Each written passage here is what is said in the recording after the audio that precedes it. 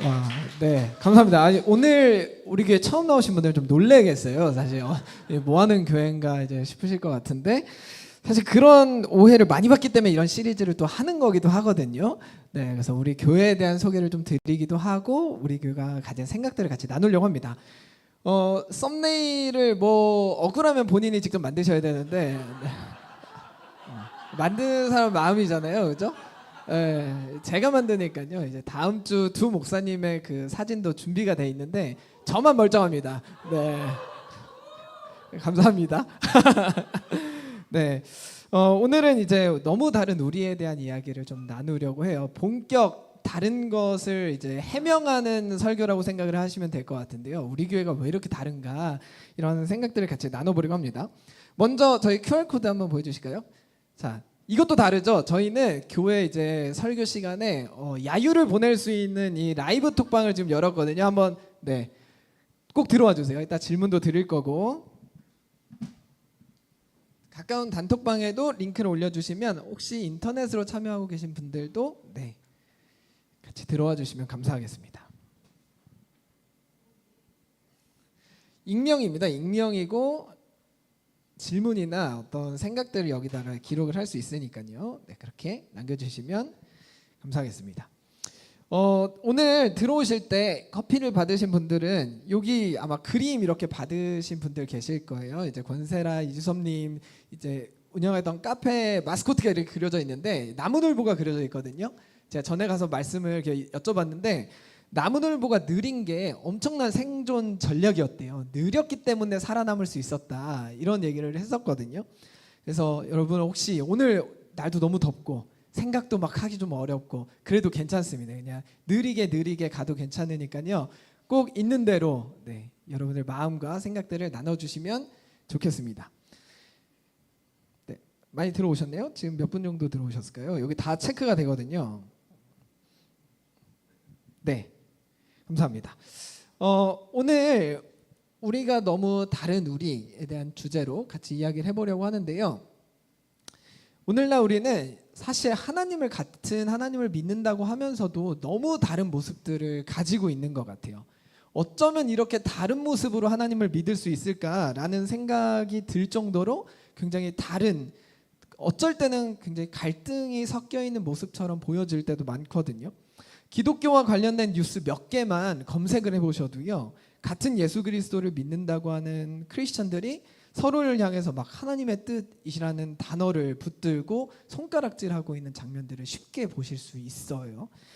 서로 반대하고 싸우는 모습들도 교회 안에서 혹은 우리가 어떤 특정한 이슈를 가지고 이야기할 때 서로를 향해서 반대하고 막 격렬하게 이야기할 때가 많이 있죠.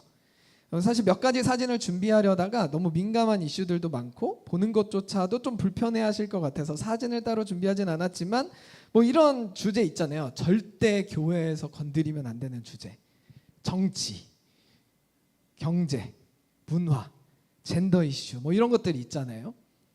이런 단어를 듣는 순간 벌써 약간 저분이 무슨 얘기 하시려고 오늘 사고 치는 거 아닌가 이런 생각이 들 정도로 벌써 이제 경직되거나 올라오죠. 정치 불안하잖아요. 뭔 얘기를 할지.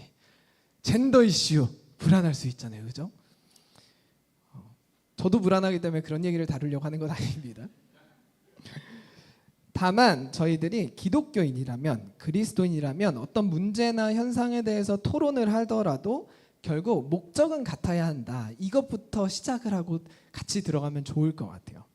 목적은 뭐냐면 하나님을 닮아가는 것. 우리가 무슨 토론을 하더라도 우리의 방향성의 토론의 저 목적의 깃발은 하나님을 닮아가기 위해서 우리는 어떻게 살아야 된다를 가지고 토론하면 좋을 것 같다라는 생각인 거죠. 그런데 그 방식과 과정이 다 다를 수 있습니다. 똑같이 하나님을 닮아간다고 하는데 어떤 분은 이렇게 살아야 하나님을 닮아가는 거야, 어떤 분은 이렇게 살아야 하나님을 닮아가는 거야. 굉장히 다를 수가 있겠죠. 그래서 우리는 갈등하고 싸우기 시작하는데요. 혹시 여러분들은 교회가 어떤 문제로 갈등하고 싸울 때 어떤 생각들을 하시나요? 그래서 오늘 첫 질문을 좀 드리려고 하는데요. 아까 이 QR코드 들어오셔서 이 질문에 답변을 좀 해주시면 좋을 것 같아요. 주일이 지나고 카페 문을 나서는 순간 공식적인 교회 모임은 흔적도 없이 사라집니다. 월요일부터 토요일까지 건물이 없는 상태에서 여러분은 각자의 일상 속에서 어떻게 그리스도인이라는 정체성을 유지하고 계십니까? 이 질문이에요. 질문은 올려드렸거든요. 한번 제가 1분 정도 시간 드려볼게요. 이 질문에 답변을 달아주시면 감사하겠습니다. 네, 음악 좀 틀어주세요.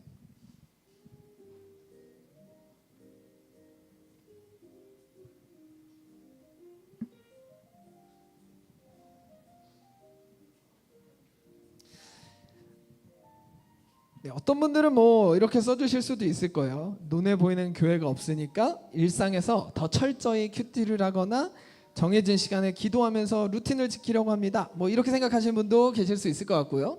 두 번째는요, 교회 건물이 없기에 오히려 내가 있는 일터, 뭐 카페, 내 삶의 자리가 곧 교회라고 생각되니까 형식에 얽매이지 않고 자유롭게 예배합니다. 이렇게 생각하시는 분들도 있을 것 같아요. 좋습니다, 좋습니다. 올려주세요. 네. 댓글로 올려주기 시작하시는군요. 범사의 감사님, 사랑을 실천하려고 노력합니다. 하늘 가까이 있기? 네, 섬김. 네, 강물빛 무리님, 주변 사람들에게 매일 아침 성경 말씀 보내기. 강물빛 무리님, 도움이 필요한 사람들이 있는지 주변 살피기. 하루 시작할 때 기도해요. 툭처치, 익명, 이거 누구세요? 툭처치. 좋네요. 네, 저희 써니 목사님이 하시는 툭처치를 보신대요. 말씀 듣고 찬양하고 기도합니다. 와플 터치 묵상. 네, 딱히 생각해 본 적 없습니다. 좋습니다. 네, 말씀 듣기, 기도하며 일기 쓰기, 선택할 때 기준 고민하기, 큐티, 기도 말씀 읽기. 네, 이렇게 확실히 댓글을 달아주시는 분들은 뭔가 하고 계신 분들이 많이 달아주실 것 같고, 네, 지인들과 카톡으로 말씀 기도 제목 나누면서 신앙교제를 위해 노력하고 가정 예배를 통해 하려고 합니다. 네, 대화하는 분도 계시고요. 씻기 전에 찬양 듣고 힘든 일이 있을 때 하나님과 대화하듯 기도합니다. 네, 깜짝 놀랄 때 하나님 찾기. 네, 좋습니다. 네, 이런 식으로 저희가 주중에 지내죠. 여기 보시면 없는 단어가 하나 있어요. 무슨 단어가 절대 안 보이죠? 가까운 교회라는 단어가 잘 안 보여요. 네, 함께 공동체 단어 안 보입니다. 네, 우리는 서로 주중에 없이 살고 있어요. 네, 그러다가 주말에 이렇게 한번 모여서 같이 예배를 드리죠. 네, 좋습니다. 이따 또 질문을 드릴게요. 네, 그리스도인의 어떤 정체성들을 지키기 위해서 저희는 나름대로의 방식대로 이렇게 살아갑니다. 네, 줄여주시면 될 것 같아요. 사실 이 함께 공동체는 다른 교회 문화와는 좀 다른 독특한 문화를 가지고 있습니다. 그래서 어쩔 때는 너무 자유롭지만 어쩔 때는 너무 불안해요. 제가 원래 다른 서울에서 사역을 하다가 이제 세종시로 이사를 갔어요. 근데 이사를 갔을 때는 이제는 내가 사역할 교회를 찾는 게 아니라 그냥 내가 다니고 싶은 교회를 그냥 성도님으로 다녔으면 좋겠다라고 생각하고 교회를 돌아다니기 시작했어요. 그러다가 이제 함께하는 교회를 이제 추천을 받고 갔는데 김요한 목사님께서 설교를 안 하시는 거예요. 이제 담임 목사님 설교는 들어보고 교회를 정해야 되잖아요. 몇 달을 이제 못 간 거예요. 이 교회는 언제 목사님이 설교를 하시지? 못 들어봤어요. 그런데 제가 함께하는 교회를 이제 선택하게 된 두 가지가 있었는데, 첫 번째는 찬양 인도하는 박용건 형제님이 계세요. 형님이 한 분 계신데 그 당시에 이제 피어싱을 이렇게 하고 수염이 이렇게 기르고 절대 찬양할 것 같지 않은 분이 앞에서 찬양을 이렇게 하시는 모습을 보면서 이 교회 뭐지? 라는 생각이 하나 들었고요. 두 번째는 그 당시에 설교했던 분이 이정도 목사님이신데 설교 앞에 그 전주 했던 설교의 AS라 그래서 설교에 대한 질문들을 받는데 공격을 엄청 받는 거예요. 목사님 그게 말이 됩니까? 목사님 그 신학적으로 저 이해 안 갑니다. 목사님 이렇게 어떻게 이렇게 생각하세요? 거기에 대해서 답변을 해주고 있는 거예요. 너무 좋았어요. 내가 궁금하고 있는 거를 그냥 두지 않고 말할 수 있는 소통의 장소를 이제 예배 안에서 같이 얘기를 하는 거죠. 근데 제가 고민하다가 요한 목사님 설교를 꼭 들어야겠다 했더니 2시에 설교를 하신다는 거예요. 그래서 11시 예배도 아니고 대예배라고 그러잖아요. 대예배도 아니고 2시 예배 하신다니 좀 독특하다. 그래서 그날은 11시에 제 인생의 처음이에요. 11시에 교회를 안 가고 놀이터를 나가봤어요. 저희 아파트 놀이터. 저희 아이들 그때 둘 있었는데 둘 데리고 나갔습니다. 근데 11시에 놀이터를 나가니까 놀이터에 누가 나와 있는지 아세요? 누가 나와 있을까요? 11시면 아빠들이 나와 있어요. 아빠들이 애들 손 잡고 이렇게 놀이터에 나와 있는 거예요. 저도 생애 처음으로 애들 손 잡고 그때 딱 한 번 나갔는데, 그날 그 놀이터에 유일하게 오신 어머님 한 분이 저를 보시면서 본인 어머님이랑 대화를 하시기 시작해요. 아, 부럽다. 그러니까 옆에 어머님이 너는 저 모습이 부럽니? 아빠가 그네 밀어주고 있는 저 모습이 부럽니? 그러니까 그분이 부럽지. 아마 주말 부부셨던 것 같아요. 따로 이제 기러기 부부셨던 것 같은데, 그러면서 저를 보면서 그런 얘기를 하시는데 저는 속으로 나도 인생에서 처음 이러고 있는데, 원래 주일날 11시면 제가 가장 예민할 때거든요. 그래서 막 정말 아이가 화장실 가고 싶어도 10시 58분부터는 저는 이제 모르겠다, 난 여기 있어야 돼, 죽어도 나는 이 자리를 지켜야 된다, 이러면서 이제 가장 예민할 때가 11시였어요. 근데 그때 놀이터를 나가니까 아이를 데리고 아버님들이 나오셔서 혹은 어머님들이 나오셔서 시간을 보내는데 무슨 생각이 들었냐면, 주말에 여기 나와 계신 성도님들이 예배드리러 오셨는데 무엇을 포기하고 오셨는가가 처음 느껴진 거예요. 여러분 여기 오시면서 뭐 포기하면서 오셨어요? 자는 시간 포기하셨을 수도 있고, 가족끼리 식사하는 시간 포기하셨을 수도 있고, 굉장히 많은 것들을 포기하고 뭔가를 얻기 위해서 이 자리에 나와서 하나님 앞에 같이 예배드리기 시작하잖아요. 제가 그 모습을 보면서 주중에도 일을 해보니까 주말에 가족이랑 어떤 시간을 보내야 주중에 이렇게 내 삶의 질이 달라지는구나를 경험하는데, 주말의 삶을 계속 교회 안에서만 보내게 하면 주중에 너무 힘들 것 같다라는 생각을 처음 이제 해봤던 것 같아요. 그러면서 제가 사역을 내려놓고 일반 그냥 젊은 청년으로 혹은 일반 성도로 교회를 가보니까 이런 생각이 들었습니다. 내가 사역을 할 때는 하루에 한 번씩은 성경을 계속 읽어야 돼요. 설교도 하고 교재도 만들어야 되고. 그런데 그 자리에서 딱 내려와서 내가 여기 있어보고 아무도 나를 전도사님이라고 모르는 상황에 내가 처해보니까 성경 보는 게 너무 어려운 거예요. 그러면서 무슨 생각이 들었냐면, 내 신앙생활은 위치가 주는 생활이었구나라는 생각을 좀 하게 됐던 것 같습니다. 내가 이 자리에 있었기 때문에 나는 신앙생활을 하고 있었구나. 그 자리에서 내려오니까 진짜 내 모습을 맞이하니까 나는 아무것도 안 하고 있구나라는 생각을 이제 하게 된 거죠. 그래서 이런 생각이 들었습니다. 신앙생활이라는 것은 결국에 내가 어디 위치에 있기 때문에 하는 것이 아니라 내가 나로서 혼자 있을 때 내가 어떻게 생활하느냐가 진짜 내 신앙인의 모습이다라는 생각을 하게 된 거죠. 우리나라에서는 이 보수와 진보라는 단어가 정치 분야에서 많이 사용되었다 보니까 교회에서 많이 들을 수 없는 단어예요. 벌써 긴장되시죠? 그런데 사실 이 보수랑 진보라는 단어를 사전적인 의미로 생각해 보면, 보수는요, 기존의 가치나 방식을 따르는 방향성을 가지신 분들은 보수, 혹은 새로운 방식을, 기존의 방식을 좀 변화시켜서 새로운 방향성을 가려고 하는 분들은 좀 진보라고 볼 수가 있겠죠. 그래서 이 두 방향성은 사람들이 모여있는 곳이라면 어디든 나타나는 방향성입니다. 기존에 어떤 유지할 거냐 아니면 새로운 방향으로 나아갈 거냐. 그 두 방향성을 가진 사람들이 모이면 당연히 갈등이 일어나게 되죠. 그래서 성경에도 이런 두 방향성 때문에 차이가 많이 나고 서로 갈등하는 교회가 나와요. 그 두 방향성 때문에 치열하게 싸우고 서로 교회 안에서 있었던 일들을 사회 법정에다가 고소고발하는 일들까지 일어납니다. 저희 오늘 그 말씀 잠깐 나눠보려고 하는데요. 로마서 14장의 말씀이거든요. 그 교회는 로마 교회입니다. 저희 한 구절씩 같이 한번 읽어보도록 하겠습니다. 제가 먼저 읽겠습니다. 믿음이 약한 사람을 받아들이고 논란이 있는 문제에 단언을 내리지 마십시오.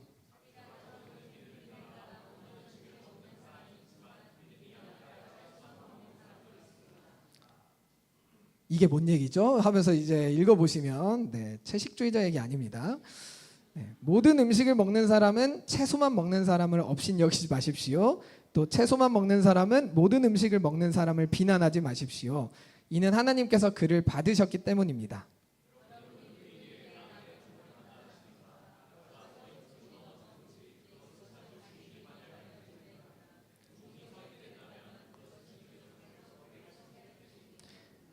어떤 날을 다른 날보다 더 중요하다고 생각하는 사람이 있는가 하면, 모든 날이 다 같다고 여기는 사람도 있습니다.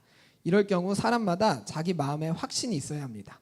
어떤 날을 더 중요하게 여기는 사람도 주님을 위해 그런 생각을 하는 것이고 어떤 음식이나 주님을 위해 먹는 것입니다. 그는 음식을 먹을 때 하나님께 감사한 마음을 갖습니다. 음식을 가려 먹는 사람도 주님을 위해 그러하며 그 사람도 하나님께 감사한 마음을 가집니다. 로마 교회에서 두 방향성을 가진 사람들이 모여서 신앙생활을 하다 보니까 엄청나게 큰 다툼이 일어났어요. 로마 교회는 두 부류의 사람이 있었는데 첫 번째는 기존의 교회가 지키던 방식을 그대로 지키려던 사람들이 있었고요. 두 번째는 우리 이제 예수님을 통해서 다 자유로워졌으니까 기존에 하던 거 다 없어도 된다.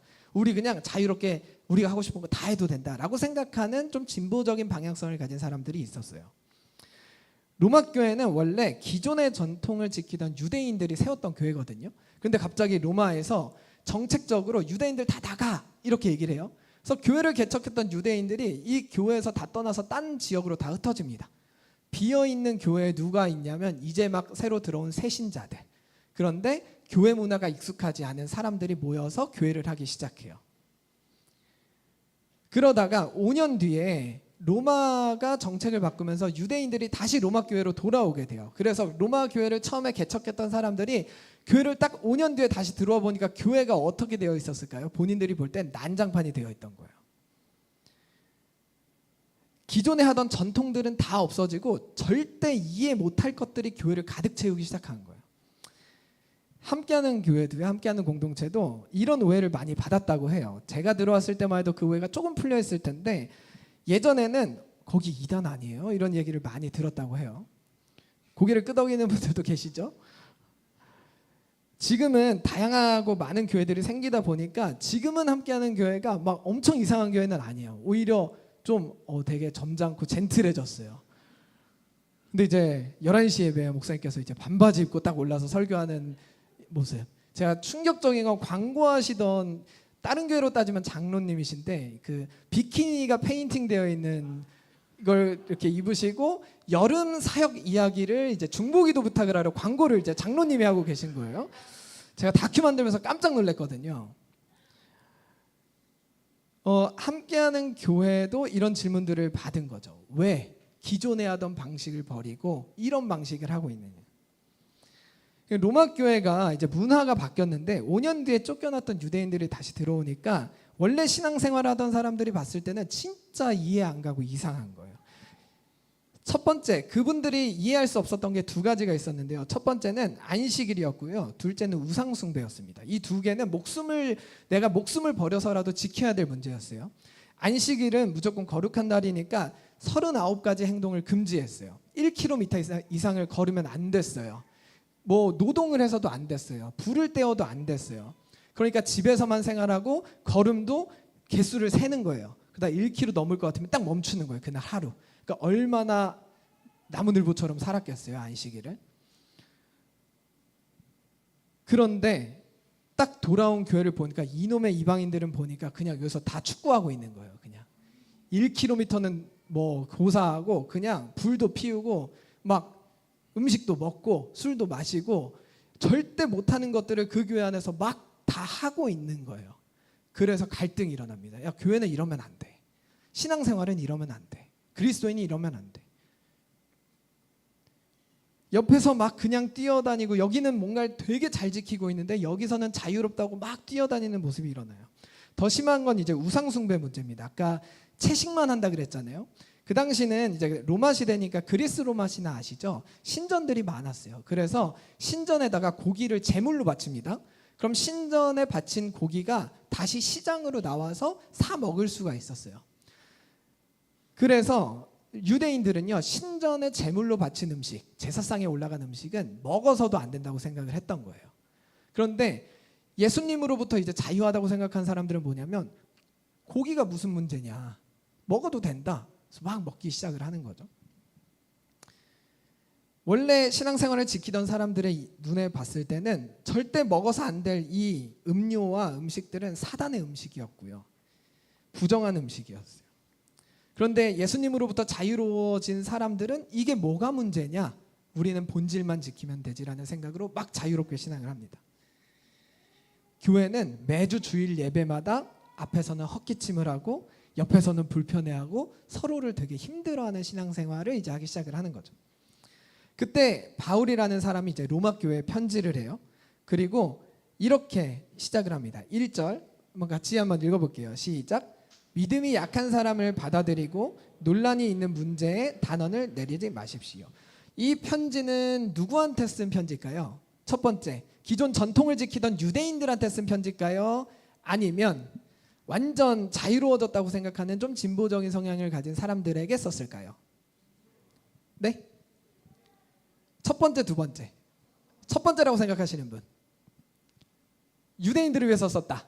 네. 자유로워진 이제 사람들을 위해 썼다. 이방 민족 그리스도인들에게 썼다라고 생각하시는 분들. 네, 좋습니다. 2번을 보면 이렇게 나오죠. 믿음이 약한 사람을 받아들이라는데 믿음이 약한 사람이 어떤 사람이냐면 채소만 먹는 사람의 믿음이 약하대요. 누가 채소만 먹었을까요? 유대인들이에요. 그러니까 이거는 교회는 이제 더 자유로워져도 돼라고 생각했던 사람들에게 먼저 썼어요. 그러면서 뭐라고 하냐면 신앙생활 30년 40년 한 사람들이에요. 50년 한 사람들이요. 그런데 고기를 못 먹는 저 믿음이 약한 사람들을 단죄하지 마십시오라고 얘기를 해요. 우리가 볼 땐 반대잖아요. 내가 금주도 하고 금식도 하고 뭣도 하고 이런 걸 하는 사람들은 믿음이 강하다고 생각하잖아요. 저희는. 근데 이 성경 구절에서는 자유롭게 하는 사람들이 볼 때는 아직 믿음이 약하다는 거예요. 진짜 유대인들 입장에서 너무 화날 것 같아요.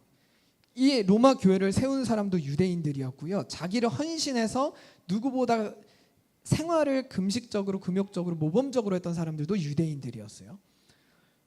12제자들도 대부분 유대인들이었고요. 전통도 있었고 신앙적인 자부심들도 있었어요. 그런데 그런 사람들을 이야기할 때 요 구절에서는 믿음이 약하다고 이야기를 해요.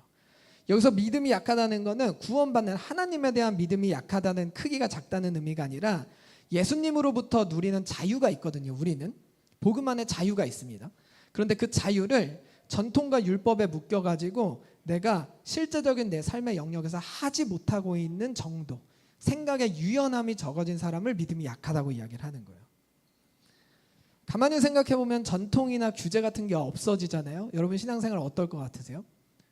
엄청 불안해지기 시작합니다. 가까운 교회 나오면 불안한 이유가 그거예요.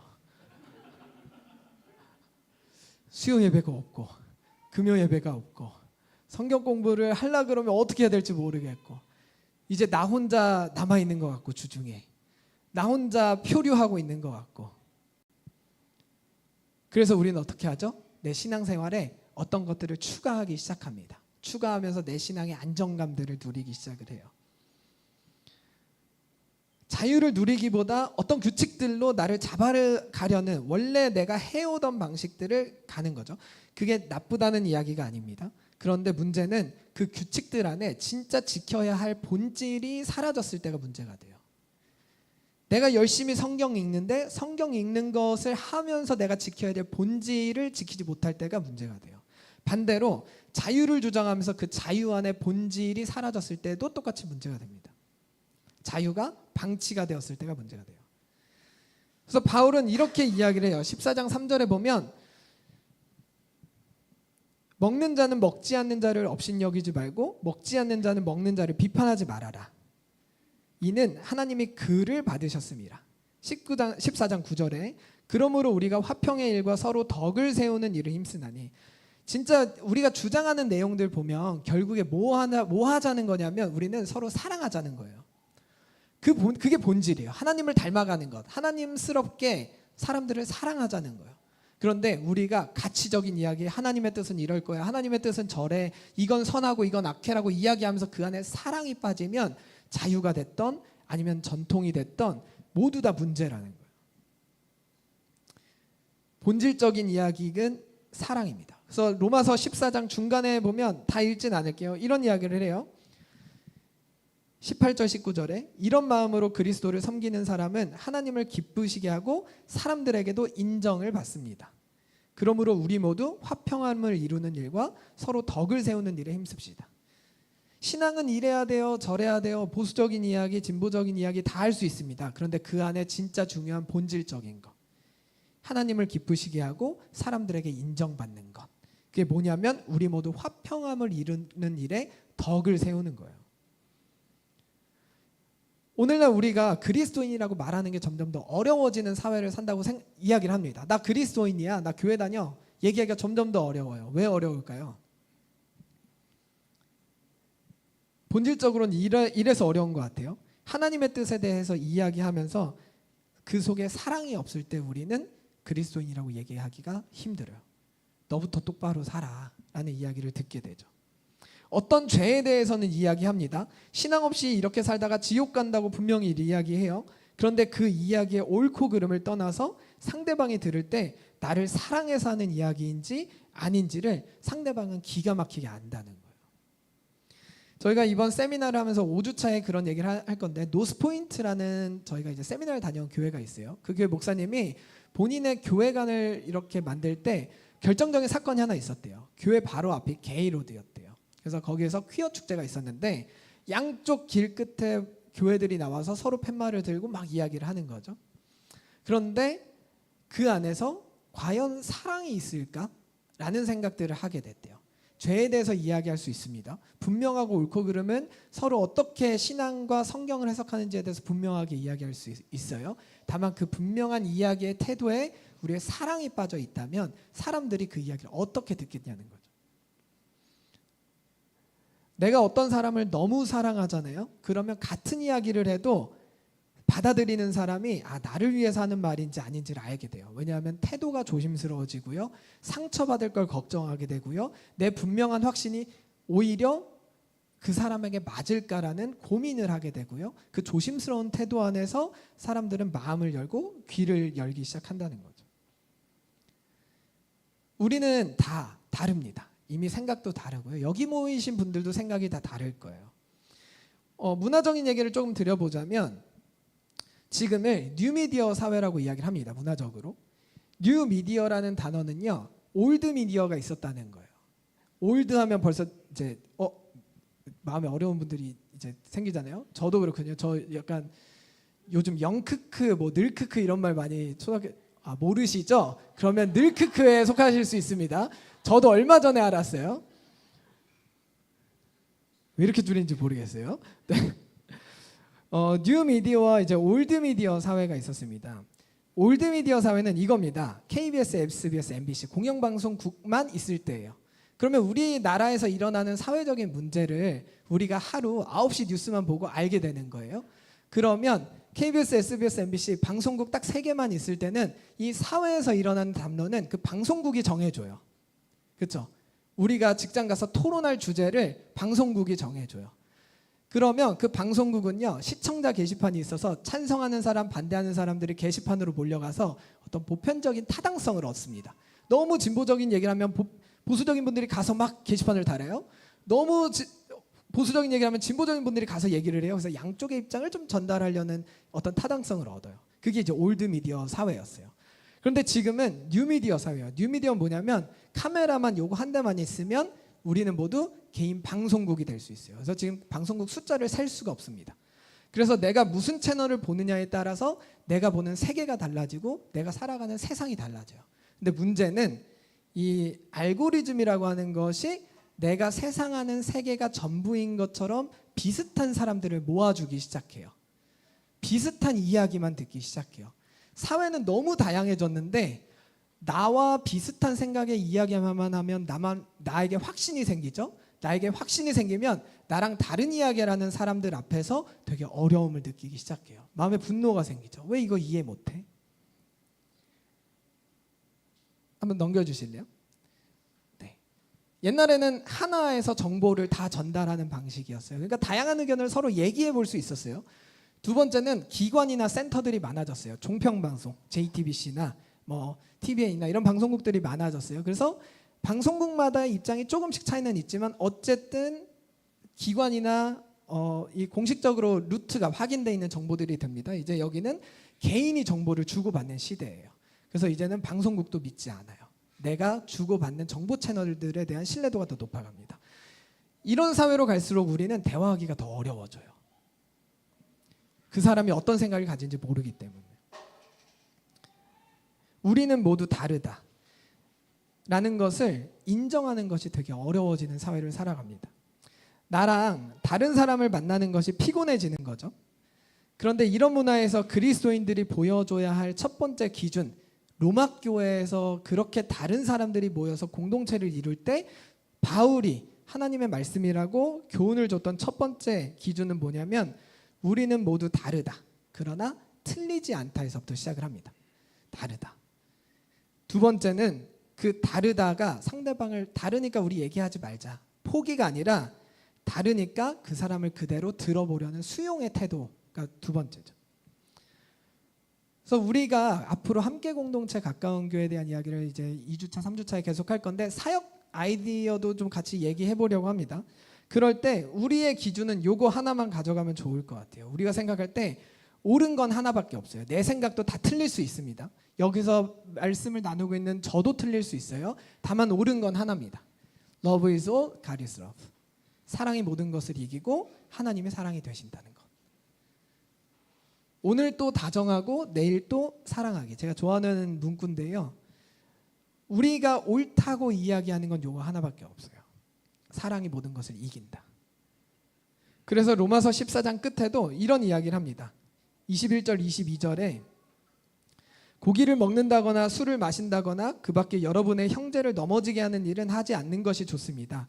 여러분에게 어떤 신념이 있다면 그것은 여러분과 하나님 사이의 일로만 간직해 두십시오. 스스로 옳다고 믿는 일을 할 때 자신을 정죄하지 않는 사람은 복 있는 사람입니다. 이거 누구한테 한 거라 그랬죠? 이방민족 그리스도인들에게 한 거예요. 이 사람들 입장에서는 아직도 전통에 묶여서 예수님이 이렇게 자유롭게 해줬는데 아직도 그렇게 신앙생활 하세요? 왜 고기 왜 못 먹어요? 고기가 뭔데요? 그 사람들에게 얘기를 합니다. 내가 스스로 고기 먹는다고 나 스스로 정죄하지 않는 사람은 복이 있는 사람이에요. 그렇다고 고기를 안 먹는 사람들을 정죄하지 마십시오. 하나님의 일은 무엇을 하느냐가 아니라 사람을 사랑하느냐 못하냐의 문제라는 거죠. 함께 공동체, 가까운 교회는 이것을 지키기 위해서 많은 것을 포기한 교회입니다. 상대방을 향한 사랑을 지키기 위해서 우리는 익숙한 것들을 포기했어요. 때로는 신앙생활을 이미 오랫동안 하셨던 분들로부터 많은 질문을 받는 교회예요. 가까운 교회는 어떤 교회인가요? 좀 생각해보면 우리 되게 불편하잖아요. 카페를 빌려서 한 주 모이다 보니까 마음대로 사용할 공간도 없죠. 주중에 뭔가 하고 싶어도 여기 모이신 분들이 서울 각지에서 모이고 저는 세종에서 오고 또 경기권에서 오시는 분들도 있고 주중에 우리 여기 수요 예배 한다 그래도 아마 예배가 더 있었으면 좋겠어요. 그럼 수요 예배 합시다. 근데 아마 네. 그럼에도 불구하고 우리는 여기 오늘 모였습니다. 모인 이유는 하나예요. 뭐가 옳다 그르다를 얘기하기 전에 예수님을 더 닮아가기 위해서예요. 조금 더 자세히 이야기하자면 하나님의 말씀대로 더 많이 사랑하는 사람이 되어가기 위해서 서로를 나누기 시작하는 거예요. 그래서 사랑이 필요한 사람들이 모여서 사랑이 필요한 사람들에게 더 멀리까지 나아가기 위해서 대전에서 서울로 나아왔고요. 또 이곳에서 여러분들이 계신 곳으로 나아가기 위해서 우리는 우리의 신앙생활의 자리를 여기에서 주중에 우리의 상을로 가지고 가게 되죠. 때로는 가요를 불러요. 그게 어떤 분들에게 익숙한 언어이기 때문에. 그래서 오늘 메시지를 마무리하면서 이거 하나 생각해 주시면 좋겠습니다. 본질에는 일치를, 비본질에는 자유를, 모든 것에는 사랑을. 우리가 추구하는 신앙의 본질은 바꿀 수 없습니다. 그런데 그 비본질적인 거에는 자유를, 그리고 이 모든 것을 말하는 태도에는 사랑을 담았으면 좋겠습니다. 그래서 다양한 사람들이 모이기에 만드는 다른 점들이 있기에 우리는 여기에 나와 그 사람이 다르기 때문에 채워질 수 있는 사람들이 있거든요. 그래서 함께 공동체 가까운 교회는 불편한 교회가 아니라 본질을 지키기 위해서 뭔가를 포기한 교회라고 생각을 해주시면 감사하겠습니다. 네, 질문을 마지막 받아보고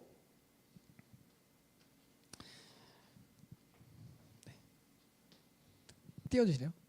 되게 불편해요. 이거 사실 네, 사역자분들한테도 되게 불편하실 거고 질문하시는 분들에게도 불편하실 수 있어요. 그런데 생각을 좀 정리하고 저희 같이 있는 이야기들을 오늘 아니면 또 나눌 수가 없잖아요. 그래서 같이 이야기를 해보면 좋을 것 같습니다. 지연이께서 질문을 좀 주신다고 하는데 질문을 드리기 위해 불편한 자세보단 편안한 자세를 선호함으로 잠시 앉았습니다. 목사님도 잠시 앉아보실까요? 우리 목사님께 한번 박수 한번 드리면 좋을 것 같습니다. 네, 참 어렵습니다, 목사님. 네. 네. 좋은 내용의 설교 항상 들으면 좋은 기분이 들다가도 뭐 제가 일반화를 하긴 어렵습니다만 저는 이 좋은 걸 그럼 내가 어떻게 실천해야 돼라는 궁금증이 전 항상 뒤따라오기 마련이거든요. 목사님께서 이제 처음에 이제 어떤 그 로마 교회에 대한 이야기를 해주시면서 그 정치와 세대와 가치관의 차이에 대해서 말씀을 또 해주시고 또 역시나 지금도 그게 크게 다르지 않게 너무나 격차가 큰 시대를 우리가 살고 있다라고 말씀하셨어요. 근데 우리가 아까 그 키 퀘스천에서도 마찬가지지만 그리스도인의 정체성을 가지고 살아간다는 게 사실 가까운 교회 분들 너무 많이 그 거룩하고 홀리하게 잘 써주셨지만 그 다름을 존중하면서도 진리를 놓치지 않는다. 이게 상당히 사실 일상을 살아가는 우리에게 매 순간 버거울 때가 또 있기 마련이거든요. 목사님도 사실 주중에는 또 일반적인 그 직업을 가진 또 한 사람으로서 또 어떤 우리가 그리스도인으로서 가져야 할 태도를 혹시 또 권면하고 싶으신 부분이 있는지 좀 궁금합니다. 네. 혹시 들으시면서 있는 질문도 좀 같이 올려주세요. 여러분들 생각이나 질문도 좀 궁금해서 질문 올려주시면 좋을 것 같습니다. 지금 질문에 대답을 해보자면 저는 내 인생에 교회가 없을 때를 상상해봐요. 내 인생에 가까운 교회가 없다. 내가 갈 교회가 없다. 그럼 나는 어떻게 살지? 를 생각해봅니다. 여러분 사실 교회는 본질이 아니에요. 그렇죠? 교회 자체는 본질이 아니에요. 교회를 다니는 이유가 더 본질적인 이야기잖아요. 교회는 왜 다니죠? 내가 예수님으로 살아가려고 교회를 다니잖아요. 그러면 교회가 없으면 저는 예수님으로 못 살아가나요? 저는 그렇게 생각하지 않아요. 그래서 저는 교회가 없을 때 내가 작은 예수로 어떻게 살아가야 되지? 내 직장에서, 가정에서 이런 생각들을 상상해 봅니다. 그리고 그렇게 살아가려고 하나하나 좀 실천을 해봐요. 실제 예를 들면 오늘 이런 질문이 나올 줄 전혀 몰랐는데 저도 이제 그 앞자리가 바뀐 40대 한 아빠니까 집안에서는 또 아빠로 또 저희 부모님한테 가면 또 그냥 아들로 이제 가잖아요. 저희 어머님이 얼마 전에도 차 길 건널 때 조심히 건너라고 얘기하시는 제가 설아한테 하는 얘기거든요. 근데 이제 40이 돼도 그런 얘기를 해주시는데 너무 철이 없어서 부부간의 관계와 부모간의 관계 안에서 갈등이 생깁니다. 그때 이제 고민을 해봤어요. 그 길승 목사님의 설교를 듣던 중인데 내가 작은 예수라면 오늘 내가 아내한테 무슨 얘기를 했어야 되지? 내가 이렇게 나한테 반응을 보이는 딸들 앞에서 내가 어떻게 행동했어야 되지?를 이제 고민해 본 거예요. 그리고 나서 그날 예배 끝나고 길승 목사님 예배 끝나고 바로 교회 이제 집에 가서 미안하다 사과하고 같이 아침 저녁으로 이제 서로 기도해 주는 시간을 갖기 시작했어요. 그리고 나서 너무 좋아지더라고요. 근데 진짜 좀 웃겼던 건 저 혼자 은혜 받은 거예요. 그날 저 혼자 감정이 너무 풀려서 나 이제 세상 그냥 너무 행복해. 근데 저희 아내는 아직 감정이 풀리지 않았고 저희 아이들도 감정이 풀리지 않았을 때 가서 나 이런 은혜 받았어. 때로는 기다릴 줄도 알아야 됩니다. 신앙의 온도가 나 혼자 올라왔어도 그렇지 않잖아요. 그래서 어쨌든 그런 상상을 해보는 것 같습니다. 작은 예수로 살아가려고 이렇게 결심하고 우리가 교회를 또 넓은 마음으로 내가 가보겠다라고 마음을 먹는 순간 또 회사를 내가 열심히 살아보겠다라고 하는 순간 또 그 내가 속한 그 공동체의 다름 때문에 상처받거나 거리감을 느끼는 분들도 계실 거거든요. 목사님이 온도가 막 올라와도 어떤 분들은 또 온도감이 또 매우 낮아서 왜 저렇게 적극적이야 라고 말하는 분들이 있을 수도 있는 반면 본인 얘기 아니세요? 아니에요? 이렇게 공격하면 이제 저도 이제 같이 가는 거예요. 저희 신뢰를 바탕으로 서로 비난하는 관계입니다. 네, 그런 관계를 회복하기 위해서 목사님의 오늘 설교 토크 중에 본질, 사랑, 교회라는 단어가 가장 많이 나왔거든요. 성경 말씀으로 옳다 그를 그러다 나눠질 때도 사랑으로 품기 참 쉽지 않은 순간이 많은데 혹시 목사님께서 그런 관계나 이런 것들을 회복하기 위해 혹시 우리에게 해야 하면 어떨까요? 라고 제안하고 싶은 것들이 있으신지 궁금합니다. 저는 제안을 잘 안 하는 것 같아요. 네, 그래서 좀 이제 어렵구나. 제안 안 하고 시키시죠. 시킨다기보다 나오라고. 그러니까 마음이 있는 사람들이 제안을 해주시더라고요. 그걸 보고 싶은 것 같아요. 예를 들면 저희 한 달 전에 축구를 처음 시작했잖아요. 그게 이제 리트릿을 다녀오고 나서 영아님이 리트릿 너무 좋았는데 또 다른 분들이랑 또 교제하고 싶다. 그래서 축구를 좀 해보면 어떻냐라고 그냥 이야기를 툭 던져주신 거예요. 그 이야기 하나가 축구하게 됐고 축구하고 나서 보니까 또 좋아서 그 다음 달에 또 축구했고 오늘은 또 농구를 하러 간대요. 그러니까 농구하시는 분들을 보니까 이제 또 어떤 분들은 전시회를 보러 간다라고 이야기를 이제 하시고 저는 책상이 더럽다고 생각하는 사람이 책상을 치워야 된다라는 주의거든요. 제가 볼 땐 저는 책상이 더러워 보이지가 않아요. 그러니까 하나님께서 주시는 은사와 시선은 그분에게 주시는 것 같아요. 저에게 주시는 모습이 있고 저에게 주시는 시선이 있는데 어떤 분들이 이런 거 저런 거 저런 거 저런 거 요청을 할 때는 그분들과 그걸 잘 해낼 수 있게 만드는 게 이제 저의 역할이라는 생각을 좀 하는 것 같아요. 그래서 되게 답답해 보이실 수도 있습니다.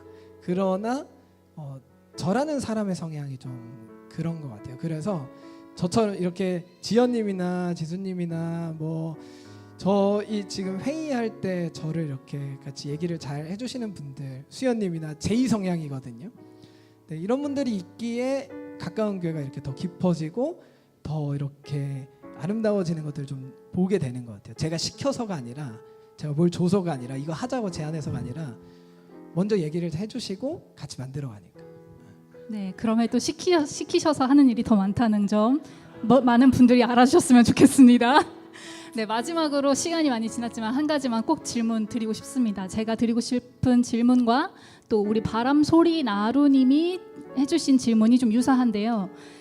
목사님이 꿈꾸는 혹은 생각하는 어떤 그 이상적인 교회의 모습이 또 있으실 것 같아요. 또 목사님의 자녀로 살아오신 목사님의 일상과 또 내가 신학을 공부하며 꿈꾸던 그 교회의 모습이 또 있으실 거고 문화와 또 교회라는 교집합을 이루고 싶은 어떤 부분이 또 있으실 텐데 사실 우리 질문 주셨지만 비본질에서의 자유라는 말이 또 느슨하기도 하고 달콤하기 때문에 많은 것들이 또 비본질로 여겨지는 문제점이 또 있다고 생각을 하셨던 것 같아요. 너무 좋은 시선인 것 같고요. 근데 어떤 것을 우리가 비본질로 여겨야 하는지가 궁금하다고 하셨어요. 일정한 예배 형식이 가져다주는 이점도 있고 거룩함도 있고 또 적당한 율법이 주는 신앙의 성실함도 있다고 생각하는데 우리가 또 너무 자유롭기만 추구하면 소위 말해서 슬리퍼 신고 끈이 없는 신앙생활을 하다가 또 혹시 놓치는 게 있지 않을지도 걱정하시는 분들도 있으실 것 같거든요. 저희가 이번에 세미나를 갔다 왔을 때 그 세미나에서 끝에 이런 얘기를 하시더라고요. 그 미션과 결혼하고 모델과는 데이트를 해라. 네, 교회 모델과는 언제든 헤어질 수 있다는 거예요. 데이트. 근데 우리의 사명은 절대 헤어질 수 없는 완전 본질적이라는 거죠. 그래서 본질적인 건 전 하나 같아요. 아까 얘기했지만 우리가 작은 예수로 살아가게 만드는 그 사랑이 본질이고 그 사랑을 경험할 수 있는 언어로 그 사랑을 경험할 수 있는 것이 슬리퍼를 신고 설교를 하거나 혹은 이런 형태로 예배를 드리는 게 때로는 서로의 생각을 나누는데 좋다면 그렇게 할 수도 있고 때로는 이게 또 누군가에게 불편하실 수 있어요. 저는 다른 교회 가면 양복 입고 설교하거든요. 제가 이런 사람이라고 슬리퍼 신고 그 교회 가서 설교하지 않아요. 그분들에게 그분들의 언어로 작동하게 되는 거죠. 그래서 제가 꼭 이런 끝에 그 이상적인 교회에 대한 이야기를 할 때 그런 이야기를 드립니다. 좋은 어른으로 우리 늙어갔으면 좋겠어요. 네. 그래서 교회가 많은 사람들이 떠나가는데 저는 제가 이제 지금 40이 돼 보니까 나이가 들면 들수록 나를 책임져주는 어른들이 주변에 있으면 좋겠다는 생각을 하거든요. 그래서 20대 때 10대 때 재미없어서 혹은 뭐가 맞지 않아서 떠나더라도 나를 책임져주는 주변의 어른들이 사라져갈 때, 인생의 무게가 무거워질 때, 어떤 고난과 고통의 순간에는 함께 짐을 들어줄 사람들을 찾으려고 하는 것 같아요. 그래서 이상적인 교회라고 한다면 그냥 우리가 각자의 자리에서 좋은 어른으로 늙어가는 거, 그리고 그 좋은 어른의 모습을 보고 사람들이 궁금해하는 게 저는 이상적인 교회의 시작이라고 생각이 듭니다. 네. 대답이 되셨는지 잘 모르겠습니다. 네. 네, 여러분 많은 생각을 아마 하게 하는 질문들이었던 것 같습니다. 또 추가적으로 많은 생각들이 여러분 머릿속에 많이 팝업이 되실 텐데 그런 것들은 이 링크가 살아 있으니까요. 계속 남겨주시면 우리 목사님에게 좋은 숙제가 될 것 같습니다. 그래서 목사님 더 공부하시라고 이 링크 친히 전달해 드릴 테니 많이 공부하시고 우리 가까운 교회가 또 더 문화적으로 또 이 함께 공동체 안에서 바르고 올바르게 성장했으면 좋겠습니다. 우리 마지막 찬양 함께 나누면서 네, 우리 오늘 좀 이야기를 마무리해 보려고 하거든요. 주 안에 우리는 하나, 네, 함께 같이 고백하는 시간 되면 좋겠습니다.